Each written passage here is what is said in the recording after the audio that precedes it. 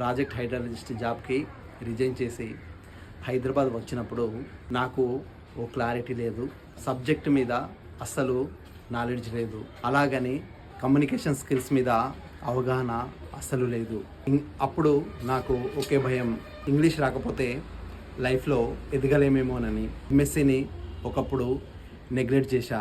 అదే ఎంఎస్సి క్వాలిఫికేషన్తో మంచి జాబ్ కోసం ప్రయత్నాలు చేస్తున్న సమయం. కానీ ఏం చదవాలి, ఎలా చదవాలి, ఎక్కడి నుంచి మొదలు పెట్టాలి అన్నీ గందరగోళమైన పరిస్థితులే. బుక్ ఓపెన్ చేస్తే టెన్షన్ రావడం, ఫ్యూచర్ గురించి ఆలోచిస్తే భయం కావడం ప్రారంభమయ్యాయి. కానీ ఈ కన్ఫ్యూజన్ ఫేస్లో కూడా నా జీవితాన్ని మార్చే ఒక అద్భుతమైన డెసిషన్ తీసుకున్నా. నా మైండ్ సెట్ని ఎలా మార్చుకున్నా, ఎలా సబ్జెక్ట్ మీద గ్రిప్ తెచ్చుకున్నాను, ఎలా స్లోగా కాన్ఫిడెన్స్ బిల్డ్ చేసుకున్నానో నెక్స్ట్ ఎపిసోడ్స్లలో డీటెయిల్గా చెప్పబోతున్నా. ఇటువంటి పరిస్థితే మీదైతే కామెంట్లో కామెంట్ చేయండి. మరిన్ని అప్డేట్స్ కోసం నన్ను ఫాలో అవ్వడం మర్చిపోకండి. Thank you.